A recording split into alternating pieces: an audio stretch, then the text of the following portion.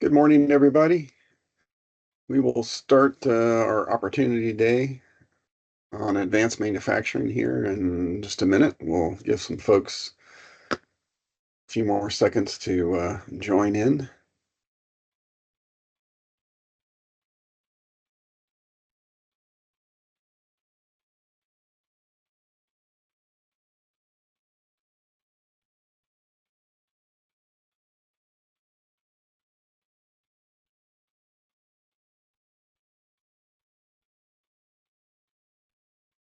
All right. I hope everybody has their coffee set and you're ready for the next, about hour and a half, might be a little bit less than that today. We'll see how the conversation goes. But welcome everybody to the Ohio Federal Research Network's Opportunity Day. Our theme for this quarter is advanced manufacturing, and we've got some really great speakers that I think you will enjoy listening to and hopefully maybe connecting to here in the future when it comes to helping with your innovation or innovative ideas that you might have here in Ohio. Becky, next slide, please.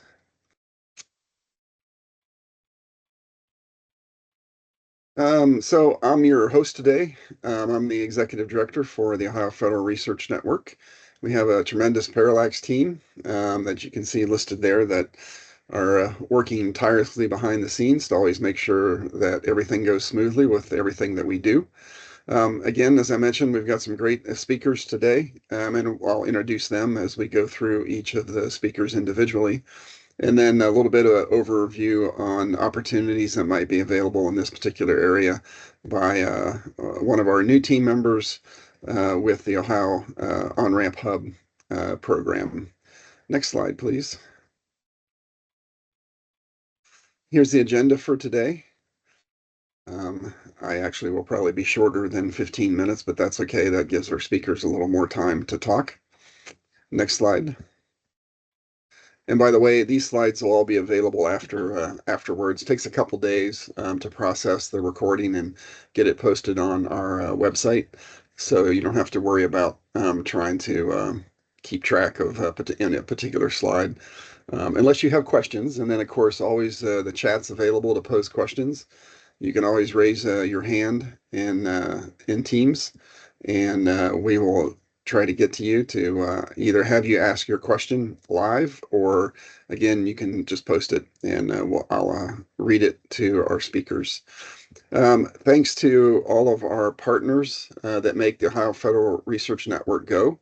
NASA Glenn Air Force Research Lab, National Air and Space Intelligence Center, and the Navy Medical Research Unit in Dayton, and the Ohio National Guard, all critical partners to making sure that that OFRN works as advertised. And again, to our individual members of our Technical Review Council and Executive Review Board, they're the ones that do the really hard work every 2 years when it comes to deciding which projects are going to end up being funded out of the proposals that we receive for the solicitation that we do. And speaking of that, I will mention, so it's still a little ways out, but you can start thinking about for round 8 anyways, the next solicitation should come out. There'll probably be a draft that'll come out this December, so December 26th. And then the final solicitation should come out somewhere around February, maybe the end of January of 2027. So you can mark that on your calendars if you'd like for our next round. Next slide, please.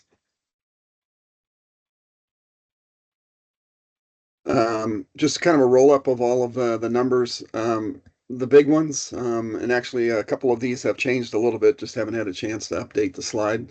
But so far, after 10 years of OFRN, the state has invested $72 million into this program, which is obviously no small dollar amount to show that the state is engaged when it comes to things on the innovation side. Well over $400 million of follow-on funding so far has been received on that, and we've created almost 400 jobs out of this program over the last 10 years. So pretty impressive, I think, and engaged a lot of different collaborations and partners around the state of Ohio, and had a lot of students just in the last couple of rounds 5, 6, and 7, because we started the student experiential engagement in round 5. So over 200 students so far have been engaged in the projects that were funded during those 3 rounds. Next slide, please. All righty. So I will go to our first speaker. Mr. Adam Scott Hicks is a senior physicist and the acting branch technical advisor for the Air Force Research Laboratory. With over 15 years experience in defense manufacturing innovation, he directs the strategic vision for a $350 million Air Force Mantech research portfolio spanning advanced, agile, and digital manufacturing. He provides technical guidance for diverse engineering workforce, ensuring the Air Force capabilities rapidly adapt to meet the evolving demands of the warfighter. He is a recognized Air Force subject matter expert and holds a Master of Science in Physics from Miami University and a Bachelor of Science from the University of Dayton. Always great to see somebody that has leveraged the higher education system here in the state of Ohio to work for the Air Force Research Lab. So, Mr. Hicks, I will turn it over to you. Thank you. Am I pushing my own slides or do you have them? Becky? I'm happy to do either. I have them and I'll be driving the deck for you. Oh, perfect. Thank you so much. Yeah, so great introduction. Name is Adam Hicks, born and bred here in Dayton, Ohio. So that's why you see the UD and the Miami. Worked in Ohio all my life. Started out with a small business here in Dayton, Ohio, called Mound Laser and Photonic Center, doing laser research, manufacturing research. Went over to UDRI, where I was a group lead, the University of Dayton Research Institute, where I was a group lead for quite a few years, and then came on to the Air Force at the end of the 20-teens, and have been here ever since. So really what I want to do is give you an idea about what Air Force Mantech specifically is. We exist within the research lab, but there's a lot of things that we focus on that the rest of the research lab doesn't necessarily focus on. So I want to cover some of that, and then really talking about different ways that we can work together, what we're interested in, how you can get in contact with us, how we can, you can bring opportunities and we can partner together. So next slide. Oh, that's the slide that I was talking to. So you can go even past this slide for sake of brevity. So really our mission is to take technologies that have been proven feasible and drive those towards actionable outcomes and benefits for the Air Force. So there's a lot of things like reducing cost, reducing lead times, scaling things up. And so that is our core Mantech mission. And you can see there the objectives. It's availability, demonstrate the state of the art of what's possible, act as subject matter experts to the program offices and other areas, reduce cost, those types of things. I won't read this slide to you. Just for my own context, will they have access to, everyone for the webinar have access to the slides afterwards? So yeah, you can go ahead and read the slides for the sake of brevity afterwards, but just know that we really focus on reducing cost, enhancing capability and accelerating adoption. So taking stuff from maybe the lab and getting it into the hands of the end users is our core mission. Go ahead and next slide. All right, so a lot of people have a certain understanding about what AFRL is, and this is where we differ a little bit.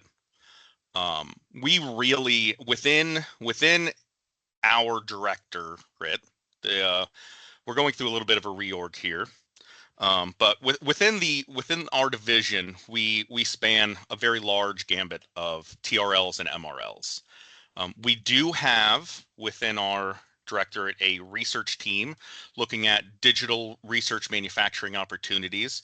So that's a lot of digital data. How do we get smarter on the products and maintain that intelligence through the supply chain, automation, robotics, in situ sensing, those types of things. You can see there are our manufacturing technology. That second bar is really the core mission I just talked about. We also heavily institute the manufacturing institutes, which you'll hear about apparently right after me, according to the schedule, so I won't steal his thunder too much. But we partner with America Makes and ARM and other institutes that are manufacturing innovation institutes that are doing great work outside of the, I'll say, Air Force Mantech specific purview, but really have a very overlapping mission, and we work heavily with those institutes. We find a lot of value there. And then we also run the DPA Title III, or our partner for the DPA Title III.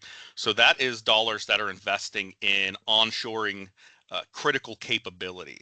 So really late, say, MRL, but focusing on things like rare earth elements, making sure that we have access to those. So that might be, things like standing up a mine someplace, or looking at key critical infrastructural items, electronics, like I said, raw material availability, making sure that we can get those castings that we need, and really investing at the end of the MRL in order to ensure maintained capability. So we kind of go across the gambit. I'll say that our primary budget of influence is that manufacturing technology budget, as well as being a part of the management team of the manufacturing institutes. But we really span the gamut. So there's a lot of, I'll say, opportunity space that we can interact with and assist on. And even if it's not in our core mission, we work with a lot of people, so we can probably help direct you to the right people. Next slide. So this is who we are, just to give you an idea of our structure. These slides, by the way, were just briefed at the Defense Manufacturing Conference. So if you also attended that, I apologize for the overview. There are some new slides at the end for you, so you don't get too bored. But you can see kind of where I sit. We have 4 different branches, those green boxes within our division. I am part of the digital manufacturing and supply chain branch. That tends to be more of the pervasive technologies, the agile manufacturing, the digital manufacturing. We also have a functional systems manufacturing branch, structural systems, and energy. Each of those not, I'll say, totally siloed, but focusing on different parts of our mission, just to give you an idea of where we sit. The manufacturing and energy resources, we have about 80 subject matter experts and engineers right now. That number's maybe fluctuated a little bit, but I would say that a lot of our value, on top of the core funding that we collaborate with, is actually just the amount of manufacturing expertise that we have in-house that we can coordinate, leverage, strategize, and execute, if not with our funding, then with some other funding that we have influence over. Next slide. So I think this is a really important slide, and it's probably going to be one of interest. We have recently gone through a technical restructuring of how we think of organizing our technical competencies and capabilities. And so we have these 9 primary functional technical areas that we have a strategy for. We maintain a strategy for in all 9 of these areas. Some of them are more, I'll say, product focused. You can see lightweight structures or high-speed systems tend to be more product focused. Some of them tend to be more pervasive, like agile manufacturing, digital, critical materials. And some of them are enabling of products. So the spectrum warfare, those are mission focused. So, when we have engagements, external engagements with entities, private or public, we tend to look through this lens when we are deciding how best to coordinate those activities. So if you have a good opportunity for collaboration, you're interacting with somebody in the government, you found some need, there is a contact point for each of these 9 things, and it is likely that your opportunity fits within one of these within one of these technical competency areas. Next slide. So we have these for every one of those 9 areas. We have these summary slides that we have provided. Because I sit in the digital manufacturing and supply chain branch, I'm going to present the 2 that most align with our branch. But in the backup of these slides, there will be all of them. And you can see here at the bottom, there is a contact POC to enable you to have a link to discuss the strategy or idea that you might have. So one of them is agile manufacturing that you saw up there. And that's a very broad topic.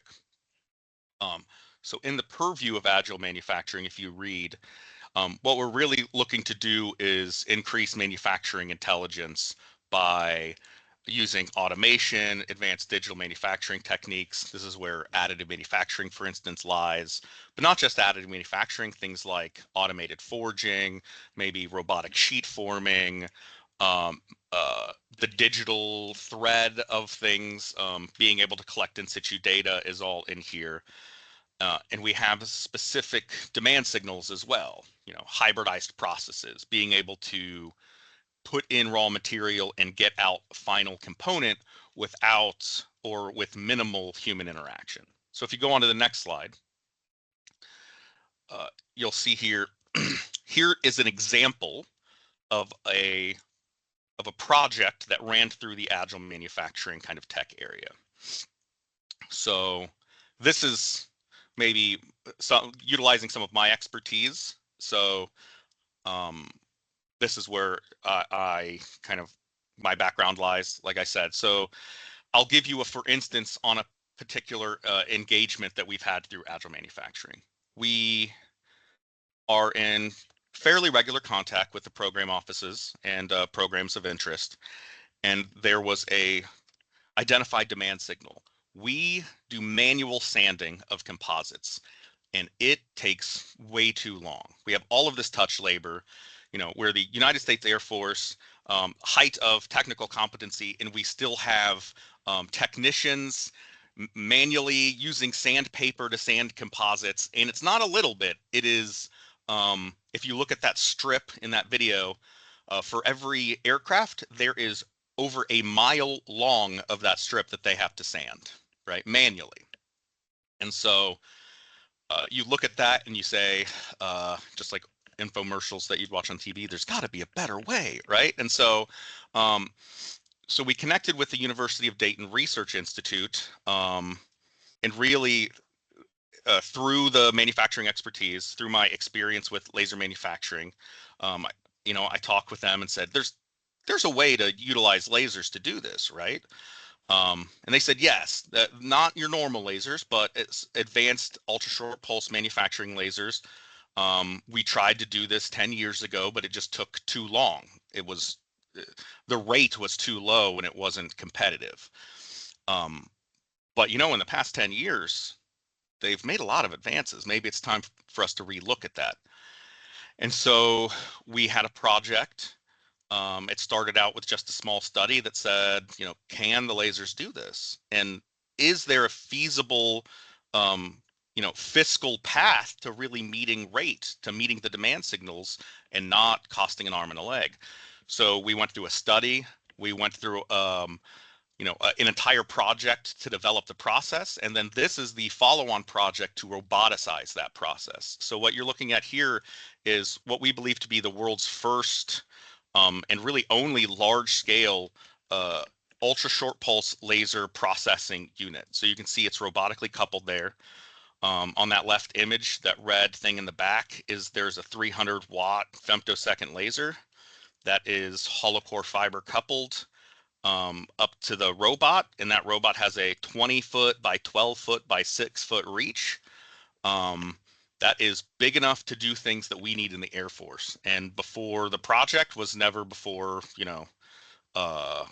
capable. And so we're working on transitioning this now. So this is an instance where we went from idea to kind of feasibility to development through transition. And right now, this effort is actually being funded by the program office to get it past the last hurdle to really get in production. Next slide. So some of the S&T that we've challenged with this one along the way was, how do we know that we are done? If you have a person sanding, that person's gone through a lot of training, can look at the composite and say, yes, I'm done. And they know that because they've gone through 40 hours of exquisite training to make sure that that's happened. We have to make the process smart. And so we've kind of developed these in situ sensors that are looking at the process. So every time the laser hits a material, we get a signal and we get to tell, are we done with the sanding or not? And we can make these maps like on the right here that says, hey, those black areas still have some sanding left to go, but those white areas, they're done. So when we go back, we can just shoot the black areas and not shoot the white areas. And what we do there is we expedite the process. It's a smart process. We also almost fully eliminate the risk of what they have now, which is over sanding, over processing. It's really, it's like when you go to the barber, you can take more off, but you can't put it back on once it's gone, right? And so this allows us to not take too much off and also reduce the amount of rework that they have. So these are the types of projects that we like to fund here within at least my branch of Mantech, but we have projects like this in all different kinds of technical areas. If you go on to the next slide, you'll see that this is actually like a strategy that I put together a few years ago for advanced laser manufacturing.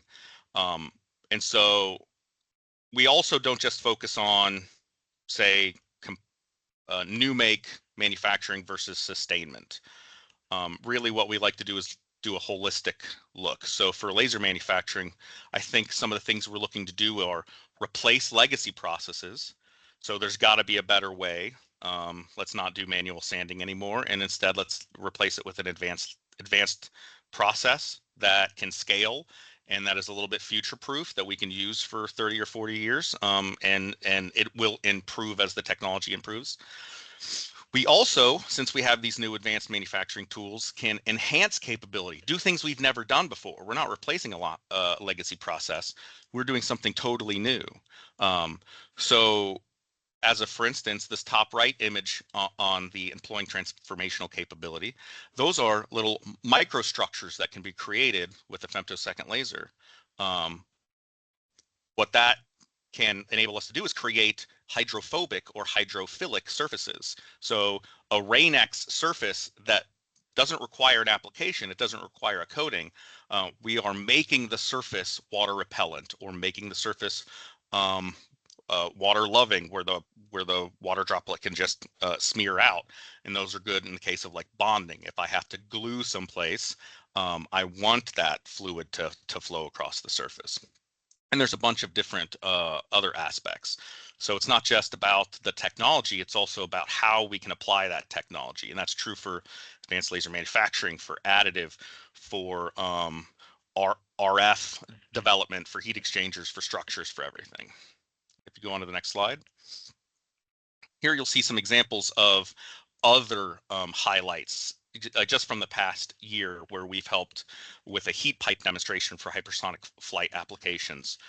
We are scaling up domestic fabrication for films and electronics, looking at materials for structural carbon-carbon applications, globe manufacturing for high rate composites for, say, unmanned aerial vehicles. And then, even looking at things like battery technology from our energy branch. How do we electrify the future force, right? Or how do we get all of the energy that we need in order to maintain our capability? So that kind of covers the idea of kind of what we're focused on. As far as ways to engage, as I've said, in the backup of this slide deck, I've included the 2-page summary, which were cleared for each of those 9 technical areas. that you can have access to. You can read kind of what our demand signals are, what we're doing. If you want to go forward, even just like maybe 2 or 3 slides past my thank you slide, we can look at an example of, yeah, so this one's for lightweight structural composites. It very much follows the agile manufacturing. You can see the POC at the bottom. And then if you go on to the next slide, what you'll see is for every one of the tech areas, there's a lot of work being done for, say, lightweight structures. That's a very broad application. These are the 3 thrust areas that we've decided within the Air Force that we can make the biggest impact with. So these are 3 technical areas that we specifically are attempting to lead and provide value to. So if you have something that fits into any of the tech area thrust areas, then those are very specifically of interest. If your idea doesn't fit within the thrust area specifically, it doesn't mean that we're not interested. It doesn't mean we're not working on it. It means that with Air Force Mantech funding, we're not leading the charge, but there might be Army, OSW, Navy, SBIR funding that can be leveraged for things outside of these thrust areas. So don't let this, I guess, bound your interaction, but just know that these are high priority for us. And that's really all I had. There's one of these for each of the 9 technical areas. Outside of the time I have allotted, so I'll let you review those at your leisure, but you can ask me general questions and I'm happy to answer them. Excellent, Adam. Thank you so much. That was very fascinating. Yeah, if anybody has, excuse me, if anybody has questions, please post them in the chat. I don't see any right now, but I will actually ask one question for you, which is usually comes up, is how do, excuse me, how do you post potential opportunities, for funding? Is it just through the normal BAA process or SBIR, or, is there anything in particular that people need to keep an eye out for when it comes to where you're looking for inputs from industry or individuals that might have great ideas that they'd like to propose? Right. So great question. So we do work with AFWorks to propose specific topic areas to SBIR or SITR. So those typically roll out with the regular SBIR-SITR cadence. Secondarily, we work a lot with the institutes. So as you'll hear, it's not uncommon for the institutes to propose or to release a topic that is in fact Air Force demand signal driven through the various Manufacturing Innovation Institute ecosystems. I'll say finally that we work pretty heavily with the industrial base and the Air Force primes. And so on a yearly basis, on a fiscal yearly basis, we allocate our own Mantech funding. Those aren't released as topics, but are more conversationally driven. And so that's one of the reasons that I made sure to include the POCs for all 9 of the tech areas. So that way you can start that conversation, because many of those are more, the alignment of Air Force need, technical capability, future funding, and require really a team to be developed. So a lot of our efforts are more strategic, team-driven conversations than they are technical issue kicked out to the community. Excellent. Any questions? And like I said earlier, feel free if you can raise your hand if you have a question, or you can just post something in the chat. Scott Pearl asked, do you still have an open BAA? Yeah, Scott. So great question. That open BAA that we had is actually sunsetting. There is supposed to be something new in the future, but it hasn't been let yet. So if you keep your ear to the ground, I believe that within the year we will have another open BAA-like opportunity, but that hasn't been realized quite yet. So again, your best bet is to likely just stay in contact with the technical POC within Mantech to drive conversations ahead of that anyway. Excellent. All right. Any other questions? We have a few more minutes here. And I don't know, Adam, if you're available to stay on. There's sometimes, if there's people out there Sure. like me that type with one finger, they may be working on it, but it may be a minute or two before it shows up. So no, absolutely. And with I know with the Institute coming up next, some future conversations might highlight some question for me that I can weigh into. I'm happy to stay on through the duration. And then if there are any questions that you think of later, like I do, because I'm always co-working or dual working, you can feel free to email me, or again, just directly email the technical POC to get those questions answered. awesome. Thank you so much. Appreciate it. Welcome. All right, Becky, you go ahead and go to our next introduction slide. So Alexander Steeb is with America Makes, serves as the operation director of the leadership team responsible for ensuring operational excellence, executing strategic initiatives, and managing the programmatic successes of the Institute's projects. He leads the execution of customer initiatives, oversees continuous operational improvements, and guides staff development, drive business growth, and advance the Institute's mission of promoting additive manufacturing innovation across the nation. So I will turn it over to Alexander to start. Good morning, and thank you, sir. And also thank you, Adam, right, for the introduction from you. Becky, next slide, please. So America Makes, jump one more, yeah, thank you. America Makes been around since 2012, right? We are the National Additive Manufacturing Innovation Institute, meaning we look after 3D printing for the country. And our mission is really anchored in maturing the technology so it arrives at the industrial base and really drives that manufacturing competitiveness and security and resiliency in our supply chains. We've been around, we're now in our close to 14th year. We're managed by the nonprofit that is the National Center for Defense Manufacturing and Machining. I know this is a handful, but we have 352 members as of end of March when I submitted this. We're as of right now at 366, so continue to grow. We curate together with our public partner AFRL and the Office of Secretary of War north of $500 million in applied research in additive manufacturing. We have a cooperative agreement with the Air Force Research Lab, which is the governing instrument, contract instrument that we leverage, and have worked closely with Mr. Hicks here in his current role and his prior roles, so greatly appreciative of him.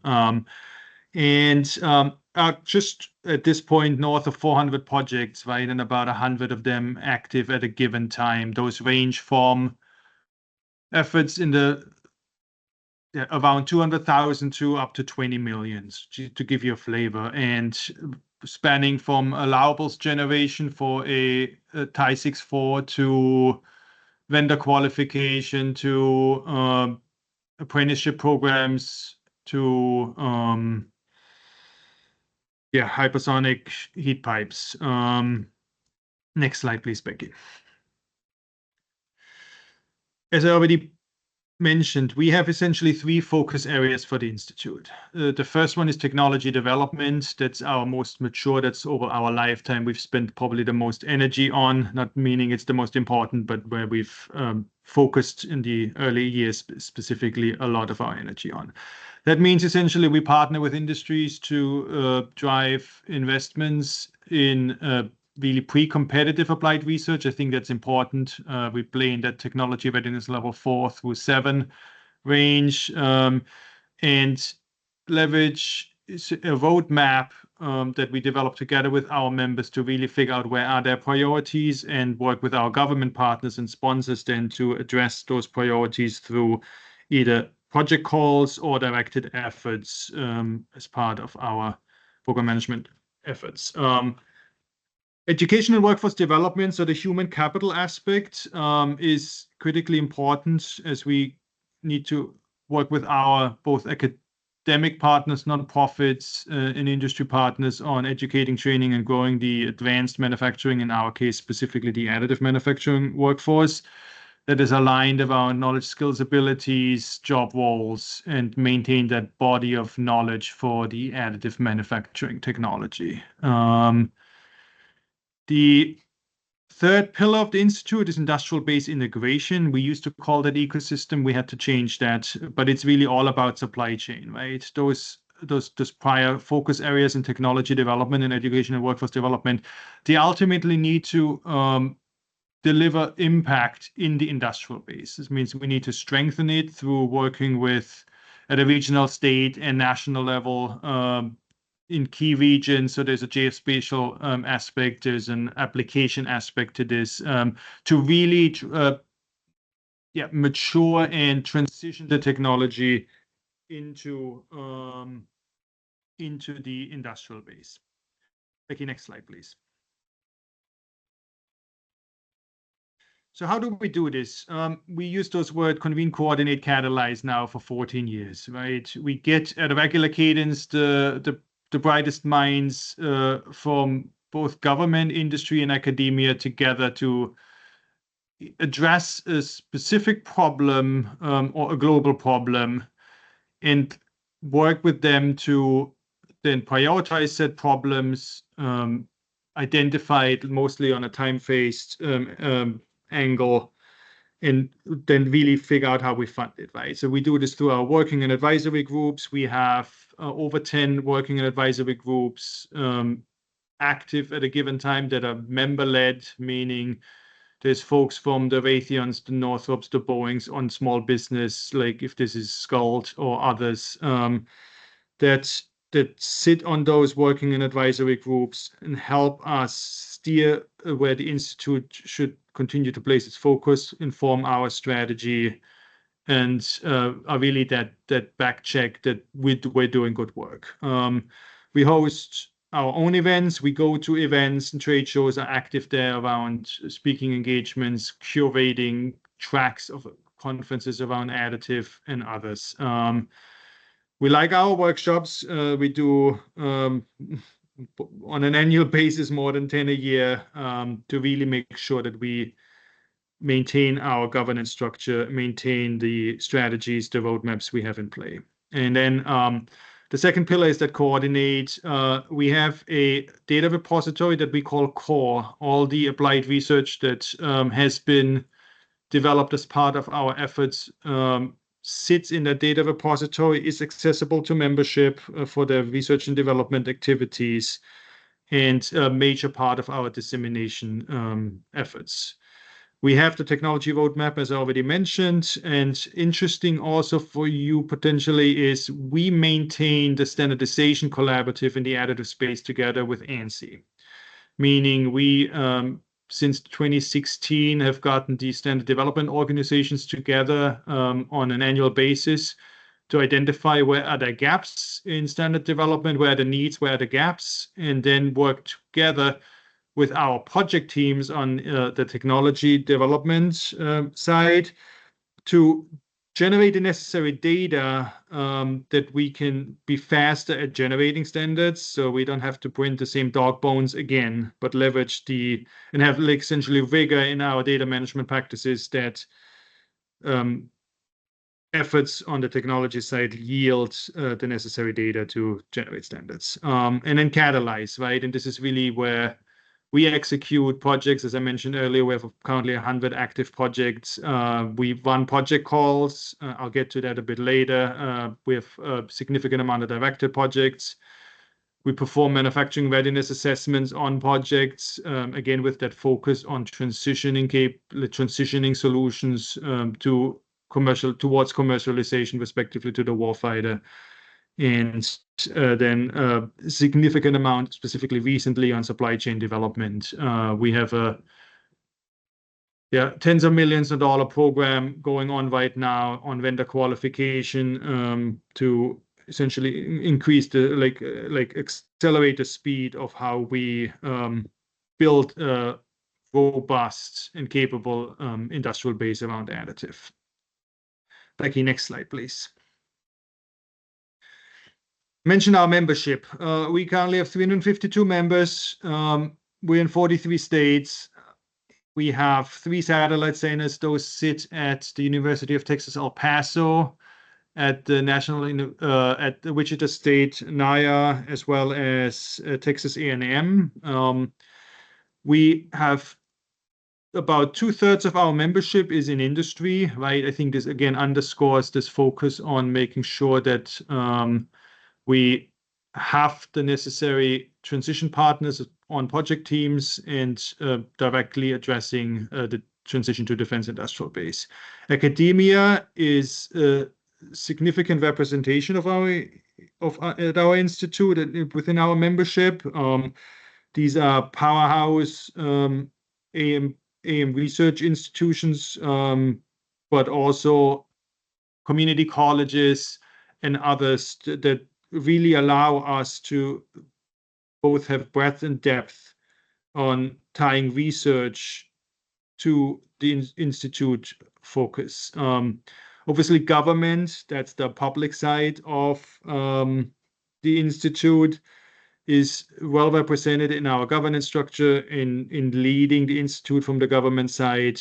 We work with the Oak Ridges, Sandias of the world, and obviously also nonprofits, mostly in the economic development space, startup space, and others. Next slide, please. I hope you recognize some of these logos. Again, we're structured along both public, platinum, gold, and silver members. That includes OEMs for printers, that make printers, if this is large-scale laser powder bed fusion, if this is wire arc additive, if this is polymer, material extrusion printers. There is a heavy representation of users, obviously with a strong focus on, call it aerospace defense. This is where the institute was sponsored out of the Department of War. This is where we focus on. But interesting enough, out of our 50%, our 2/3 of our membership is industry, as I mentioned.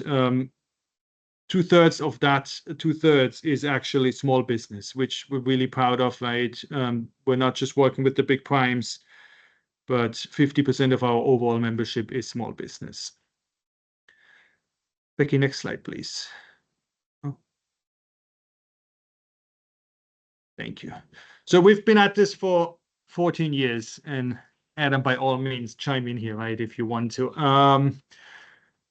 Some examples at a high level of what have we accomplished. We have, over the years, worked on novel material commercialization that historically has taken 10+ years. We've gotten it down to 5. We have a specific example here that this is Ultim 9085, that we work together with a prime, a small business, academia, to really focus on a high priority need, work together with those partners to drive allowables, and then make those allowables available to industry to really bring that towards commercialization and usage. AM certification timelines from 30 years to 7, and also Delta Qual, right? A significant focus through the lifetime of the institute, but also particularly recently, is how do we lower the cost of qualification? And one aspect of this is how can we get faster and both more cost effective around requalification, meaning moving one machine, moving a laser powder bed fusion machine from one corner to the other triggers currently a full requalification. What kind of data do we need to generate to inform that decision process around requalification to essentially move faster? On the educational workforce development side, we've partnered up with Tooling U, this was years ago, and have developed digital curricula around additive. We've deployed this to over 100,000 learners and growing. 400,000 courses have been taken. We're currently building for the Department of War a an edtech platform for curated state-of-the-art training that we call AM Train. There is numerous trainings available to the warfighter. How do decision makers that assign training to individuals need to weed through essentially many different offerings? We work together with our public partners here, like at the Department of War, to both map those trainings to job roles, but also address, curate that area a bit together with our members and partners. And then on the industrial base integration, this is a response to the COVID pandemic, but more like, interestingly enough, also an AIM Now program where we built for the Army 130 AM vendors qualifying parts. If this is digital data exchange for the Department of War. And then also like a really interesting one, we've early on in at the tenure of the Institute worked on together with Siemens and Sonata, right, to transition toolpath planning and topology optimization software, funded project work there to mature like tooling, essentially, or software that then transition into Siemens platform, which is now used everywhere. So these are just some example of the impact we've made. Obviously, lots of detail behind that. Since this is distro A, right, we have to keep it at a high level, but impact is where we focus on. Becky, next slide, please.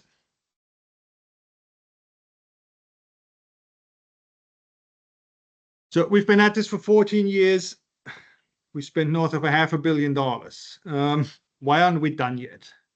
Right, there are remaining challenges. This is around, I mentioned qualification, right? How do we qualify materials, processes, products? There's a significant focus on the cost and efficiency of qualification because it is a significant piece of the business case that is additive.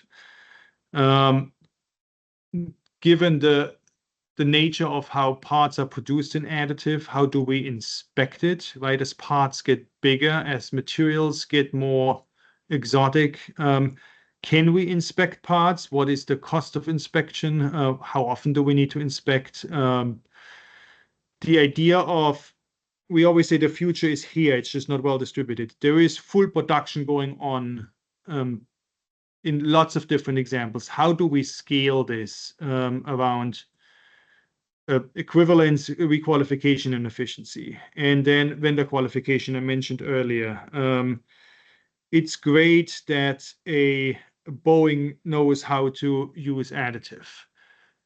They need an industrial base, their vendor network, to know when and how to use additive. And how do we support qualification of vendors and actively executing a program there right now over 4 or 5 years to really grow an a vendor base that is effective at using additive. And then the known limitations, the number of commercially available materials, where do we source them from? There are geopolitical angles to this.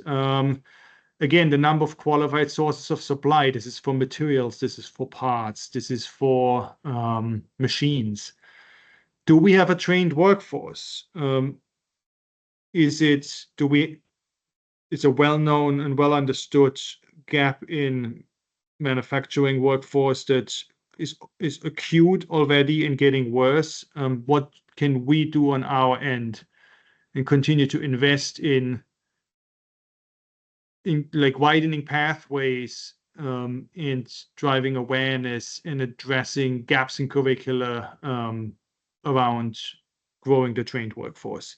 The size of parts, there is now machines coming out of China with 24 lasers on it. There is machines that continue, laser powder bed fusion machines that continue to grow from a 400 by 400 by 400 millimeter to like up to, like I'm translating this, like up to like meter plus to grow, like to build bigger parts essentially, that drives complexity in qualification, that drives complexity in inspectability, and more. And then finally also we've been using additive now for 30, 40 plus years. It's maturing, right? More and more folks are using it, and we're learning more about limitations around what do we know about serviceability, maintenance of those machines and parts. Becky, next slide, please. I know I gotta be mindful of time. And then, I mean, something like it was asked before, right? I did homework prior to this. In the past 12 months, we launched 10 project calls worth, well, north of $100 million, right? And those are currently active project calls that are posted on americamakes.us, that we actively seek proposals for in the range of, for the Insight, the second one on the list here, right? There's one performer that we're looking to help us figure out in situ testing and evaluation, and what are integrated systems in that space. Again, with that focus on improving qualification for $13.2 million, right? We're investing in there's a significant investment being made currently in allowables generation around additive materials and additive metals interchangeability for a high strength aluminum alloys. And then finally, again, that delta qual idea of improving the cost of qualification and certification, essentially. I encourage you to get engaged with the Institute. This doesn't necessarily mean you have to become a member, right? But stay attuned. The Institute has never been as busy as it is right now. We work effectively with our government partners to address priorities around readiness, to address priorities around transitioning capability to the warfighter, to the industrial base. And yeah, I think, Becky, this is my last slide, if I recall, right? Yeah, so here's a QR code. Here are different handles, right? How to find us. And with that, any questions for me? Excellent. Thank you so much, Alexander. That was fantastic presentation. Any questions? Again, you can put them in the chat, or you can raise your hand if you'd like. We'll give it just a second here and see. And Adam, thank you for the comment in the chat here. Appreciate it.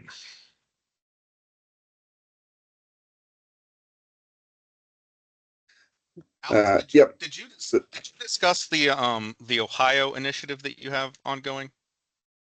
Yeah, I think one interesting aspect is, as you're probably all familiar with, Governor DeWine in 2024 announced the investment in so-called innovation hubs across the state, mirrored after the innovation districts that have been in place since 2018, to really support economic growth in the regions across the state of Ohio. We have been one of the awardees as part for the Northeast Ohio region. We call it the Youngstown Innovation Hub for Aerospace and Defense. The award was announced in February of 2025. We've since then worked on programming accessible to both existing as well as potential business attraction efforts to get into the defense industrial base. We are currently in the process of renovating a 130,000 square foot facility to be an incubation space, and really work on driving job growth, capital investment, and ultimately economic growth for the state. We work together with Youngstown State University, the Youngstown Business Incubator. We work with the Jobs Ohio regional partner, Lake to River, all with a concerted effort to frankly support existing manufacturers in adopting advanced manufacturing, so they're more competitive and can support the industrial base and with a focus on defense industrial base. Thank you, Adam. Excellent. Any other questions or comments? If not, then we can move on. So Becky, next slide, if you would, please. And thank you so much, Alexander, for that brief. So our next presenter is Shawar Ali. She is the Partnership Engagement Manager for the Ohio Innovation Exchange. So I will turn it over to her.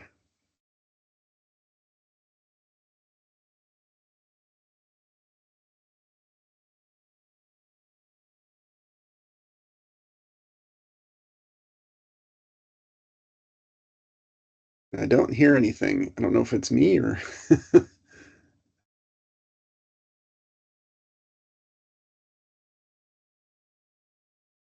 Yeah, I'm not hearing anything either. It doesn't look like she's muted, so I'm not sure what happened there. Can you hear me now? Yeah, now we have you. Okay, well, I'm sorry. I was speaking, but not sure what happened. Well, I was just saying I want to thank OFRN, especially Mark and Becky, to have me here today to present. As Mark said, I'm the Partnership Engagement Manager with OIEx. I've been with the initiative for about a year now. We are a state-funded project or initiative. We are funded through the Ohio Department of Higher Education, and we currently have 12 partner universities as part of our consortium. We have over 13,000 experts listed on our website, more than 31,000 patents also listed, and over 2,300 research resources. I want to make sure people are aware that this is an open source platform, meaning that it's open to public. There's no fee associated with using this platform. We are very proud of the fact that this platform has existed for a long time through the support of the state and allows university partners, industry partners to access resources and collaborate on projects. I'll give everybody a demo in a second, but I just want to say or show to this slide the diversity of academic experts that are represented. So for instance, at Case Western, Pedram, they're focusing on advanced biomedical engineering and patient care innovation. Olga at University of Cincinnati is focusing on lab-grown neural systems for brain injury and research. And then Joseph at Bowling Green is focusing on solar panels engineered for extreme weather conditions. So we have a diverse range of focuses that these folks have, and we spotlight them regularly on our website. It's a central system, so the great thing about it is it's under one roof, so you can find all the information, just at the reach of a click. I'm going to go ahead and share my screen so people can see the website. So this is our homepage. It gives you kind of like a slideshow of all the different universities that are part of our consortium. Down here, there's a we're not seeing what you're talking about. All I'm seeing is something that says you are sharing your entire screen right now for some reason. Oh, don't use, okay. My apologies. I Oh, no will try problem. this one more time. Yep.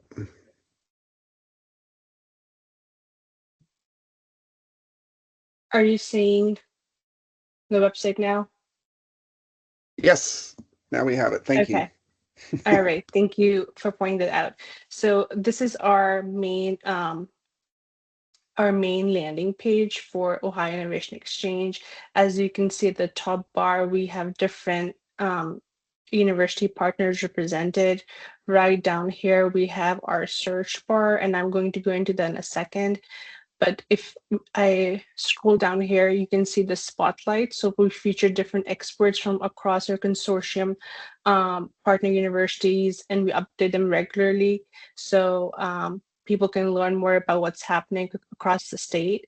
We also post innovation news, feature videos, and spotlight events, including the one today that OFRN is hosting. And then, as I said, these are our numbers. And of course, over time, the partner universities have grown, which is great. We would love to see more partner universities added to our consortium list. So as the topic today is advanced manufacturing, so anybody can go in, enter any keyword they're looking for. For the purpose of this presentation, I will enter advanced manufacturing. And then you can see here that there are 247 academic experts across our 12 partner schools that are listed. On our left-hand side, folks can go and narrow it down if they're looking for a specific school. And then there's an availability section. So there are 62 academic experts who are open to doing industry projects. So people can kind of see who is open. And if you click on that, as I just did, then you can go back and even look which institutions they're part of. So I'll go and click on Michael's profile. It gives a brief bio about Michael and where they work, their association. They are part of Ohio State University. It gives you their academic position, the industry area that they're associated with, and of course, the different tags that are also available. Here, you can see the work that they have done. So their publications, there are 93 of them. The great part about this is that there's a summarize feature. So the AI feature that is now embedded, it will summarize their research work. So you don't have to go and read the entire research paper or abstract. And then you can even click on key highlights. It will give you a quick overview of their work. And you can do that for all of the, the publications here. The next is the grants. So it shows you different grants that they have been awarded. And another cool feature here is their collaboration network. So you can see in their direct network who they have collaborated with. So this includes folks at Ohio State University. And then they also have an extended version, and it shows you the different schools that they have, or the different academic experts at different schools that they have partnered with. So in this case, Case Western and University of Cincinnati. So if I were to just click here at this green circle, you see that Eric Payton is one of their collaborators at University of Cincinnati, and people can click on their profile and it will take it to directly to their profile. So just going back to my original research. So equipment is another section that we have listed. So you can see all the different centers that are part of our network. And the great thing is, if you were to click on it, it gives you, again, a brief description, who to contact, which institution the center is located in, and their address. And this really helps if people are trying to get a variety of expertise within a center. This is a great way to reach out instead of trying to find individual academic experts. The other thing I wanted to show was the patents. So if I were to type advanced manufacturing, it will show you that there are over 1,200 patents that are listed. And then on the right-hand side, you can do a quick overview of the assignees, different schools, right? And then the different fields are also listed and the funders. So this gives you a great idea of what's out there. And if there's any specific area that you are interested in, you can easily search that. It's like literally available on your fingertips. And yeah, with that, I will stop sharing. And if there are any questions, I'm happy to take them now. Thank you, Shara. That was very informative. We do have one question. So from Chris, who says, how do you update your profile as an investigator on the Ohio Innovation Exchange website? Yeah, great question. So there are a couple ways you can do that. One, if you are part of our consortium, you can do it directly through your university, or you can reach out to us and we can update it for you, or you can also do it yourself. So everybody who is part of our consortium should have access. But if you want help updating it, reach out to me and I can do it for you. Yeah. Excellent. Any other questions? Yeah, any questions? Feel free to raise your hand or type something in the chat. It was an excellent briefing, so. Thank you. Thank you again. Right. I don't see any other questions right now. If not, feel free to stay with us here, Sharwar, while we finish up a couple more items on Sure. that, just in case somebody asks a question, you can feel free to answer them in the chat as well. So, Of course. right. Next slide then, Becky. Opportunity review. So Ryan Blackburn, who is with the On-Ramp Hub Ohio program and is their ecosystem engagement lead, will run through just a couple slides here on some opportunities that are available in this particular area. So Ryan, I'll turn it over to you. Awesome. Thanks, Mark. Can you hear me? We can. Okay, great. I was having some technical difficulties up in Cleveland today, so I'm going to stay off camera just so I don't lose you guys. But I'm pinch hitting today. As Mark said, I'm Ryan Blackburn. I recently started with the Defense Innovation Unit's On-Ramp Hub, Ohio. So we have a location in Columbus and Dayton. If you want to learn more, feel free to reach out to me. As the pinch hitter today, I get to come with the good news, as most people, if not all, saw that on April 13th, the Cyber Sitter program was reauthorized all the way through 2031. With that came a few modifications that I wanted to run through a little bit today.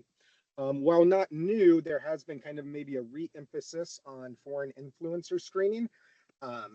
So basically, the new reauthorization wants agencies to do the screening, but also do some broader due diligence, really around a variety of risk factors. So that might include cybersecurity practices, patent portfolios, employment affiliations, anything with foreign ownership interests, investment relationships with foreign entities, and then licensing agreements as well. So again, maybe not new news, but the re-emphasis on a lot of this foreign influencer screening is going to be important with this reauthorization.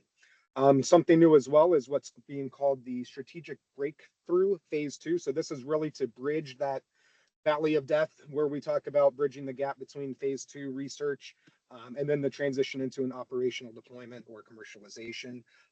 This gives agencies an additional award up to $30 million for a small business over 48 months to kind of bridge that gap as they see fit.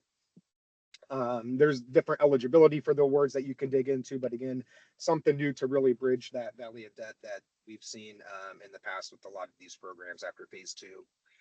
And then there's also, starting in 2027, proposal caps on submissions. with all of these modifications, all are agency based. So what you see with one agency may not be what you see with the other agency. So they're going to have some discretion. But this one basically limits a company's ability to just really submit proposals across multiple agencies and large scale. It's probably just to get a few bad apples out of there. And it also comes with the counteract that if there is a critical technology, you can get a waiver to, go over that cap as well. So some just changes here. Maybe you've heard of them, maybe you haven't, but just wanted to give that information as the SIBR-SITR program has been now reauthorized through 2031. Next slide, please, Becky. Just wanted to throw in a couple opportunities that are active out there now. The first couple here are with the Army, specifically CSOs. So with typical CSOs, not a whole lot of information, but I did provide links on all these slides, and I know Mark said these slides will be available. So this one's specific to Army ammunition manufacturing. And the common theme with a lot of these open solicitations are modernization. And this one's no different. So this one's actually open through December. And again, specific to Army ammunition manufacturing. Next slide, Becky. This is another Army CSO. This one's really focused on modernization. This one's continuously open. So again, I encourage you, if this is something that might be interest of you, go to the link. There's Q&As, there's sample pitches for these CSOs, solution briefs, things like that, that you can really dig into each one of these. Next slide, Becky. And then last but not least, I know someone was mentioning BAAs earlier. Here's a couple open announcements. One is with DLA. It's open just through June of 27. And then there's one with OUSD as well, looking for advanced manufacturing prototypes and material technologies. And that one's open through October of next year. So again, the links are there if you want to dig into more details with any of those. Next slide, Becky. I believe that is all I had. As always, here's some helpful links to just some different opportunities and open solicitations with different agencies. And with that, I will pass it back to you, Mark. Awesome. Thanks, Ryan. Appreciate it. All right. Some upcoming events, things that are going on here that y'all might be interested in. Probably the big one will be towards the end of July, the Life Cycle Industry Days and Right Dialogue with the Industry in Dayton. I don't think the sign up has opened up yet for that, but it should here very soon. So you might want to keep an eye on that. That always is a really great event to attend if you have any interest at all working with the Air Force Research Lab or the Air Force Materials Center or the Life Cycle Management Center there at Wright-Patterson. So next slide, please. Just contact information for us. As we mentioned, the slides will be posted on the website here probably in a day or two after Becky compiles the recording.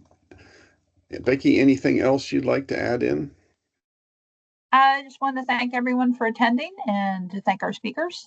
And I will get these slides posted as soon as possible, and I will try to send out the opportunity deck later today to everyone, so you have it. Excellent. Quickly.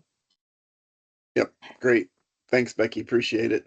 And as I said, although it's a little bit in the future, you can keep your eyes and ears open for round 8. Our pre-solicitation will probably be out this December, and then with the full solicitation towards the end of January or early February of 2027 for our next funding opportunity. So thank you so much for all of our presenters that were here today, and thank you so much for everybody that attended this event. And I hope you have a great week, and we look forward to our next opportunity day. Thank you so much.